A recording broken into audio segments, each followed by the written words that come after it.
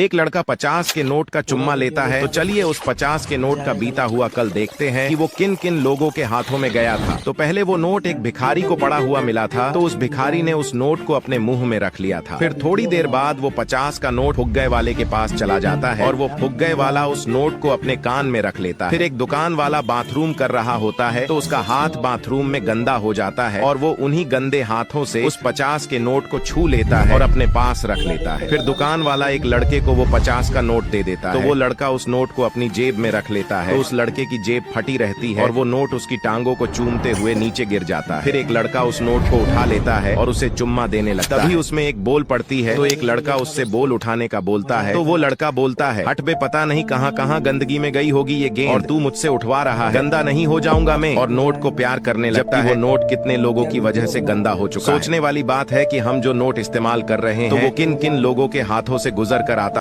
एक लड़का बहुत काला होता है और उसके कालेपन की वजह से वो रात में दिखता भी नहीं है। तो उसका पापा उसे देख डर जाता है। तो उस काले लड़के को बहुत दुख होता है। फिर वो काम पर जाता है, तो वहाँ काम कर रही औरतें उसे देख डर के मारे भाग जाती है। तो ठेकेदार उसे काम से निकाल देता है। फिर वो घर आता है, तो अपने पापा की तबीयत बिगड़ती देख उन्हें दवाई पिलाता है। पर दवाई तो खत्म हो चुकी होती है और उसके पास पैसे भी नहीं होते। तो उसे अपने कालेपन पर बहुत गुस्सा आता है। फिर रात में वो जा रहा होता है, तो एक लड़का उसे फेयर लवली देता है, इसे लगा ले, तू गोरा हो जाएगा। तो उस काले को बहुत गुस्सा आता है और वो उस लड़के को मारना शुरू कर देता है। तो एक लड़का उस काले को रोकता है, तो वो काला लड़का तो वहाँ से भाग जाता है। फिर उस लड़के को अंधेरे में काले लड़के के सिर्फ कपड़े ही कपड़े दिखते हैं। वो उसे भूत समझ लेता है और बेहोश हो जाता है। तो वो काला लड़का उसके गले में चैन देखता है, उसे चुरा लेता है और चैन के पैसे से अपने पापा के लिए दवाई ले आता है। फिर अपना दिमाग लगाता है और रात में अपने कालेपन का फायदा उठाता है और चोरी करने लगता है। तो लोग तो उसे भूत समझते हैं, क्योंकि वो रात में दिखता ही नहीं है और आखिरकार उसकी कमजोरी ही उसकी ताकत बन जाती है।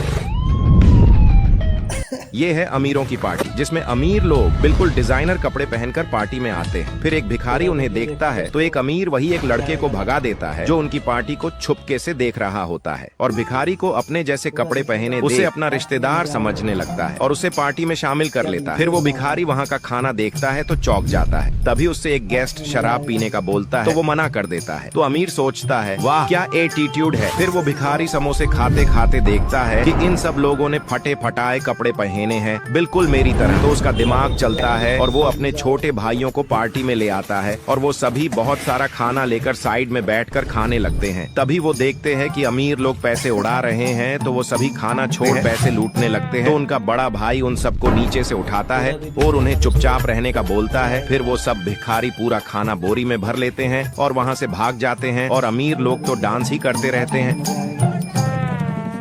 आखिर एक पन्नी भीनने वाला लड़का कैसे बना, अमीर आइए देखते हैं। जब वो गरीब लड़का बोतलें भीनता है, तो अपने साथियों से बोलता है, तुम देखना मैं एक दिन बहुत अमीर बनूंगा। तो उसके साथी उस पर हंसते हैं। फिर एक दिन वो रास्ते में नीचे पड़े हुए बेर खाता है, तो उसे बेर अच्छे लगते हैं, तो वो बहुत सारे बेर रख लेता है और जाने लगता है। तो रास्ते में उससे एक लड़का वो बेर खरीदता है और बदले में उसे 20 रुपए देता है। तो वो बहुत खुश हो जाता है और सोचता है कि इसने मुझे बेर के बदले इतने सारे पैसे क्यों दिए, और उसका पीछा करने लगता है। तो देखता है कि वो लड़का तो उन बेरों को 100 रुपए में बेच रहा है। तो वो चौंक जाता है और उसका भी दिमाग चलता है। तो वो अपने साथियों को 10-10, 20-20 रुपए देता है और बदले में उनसे बेर लाने का बोलता है। तो वो सब उसके लिए जगह जगह से बहुत सारे बेर तोड़ लेते हैं। तो वो लड़का उन बेरों को उस दुकान पर बेचता है, तो उसे पूरे 500 रुपए मिलते हैं। तो वो ऐसे ही अपने पैसों का इन्वेस्टमेंट करने लगता है और कुछ सालों में उसके खुद के गोदाम खुल जाते हैं और वो बहुत अमीर आदमी बन जाता है और उसका उठना बैठना अमीरों के साथ होने लगता है।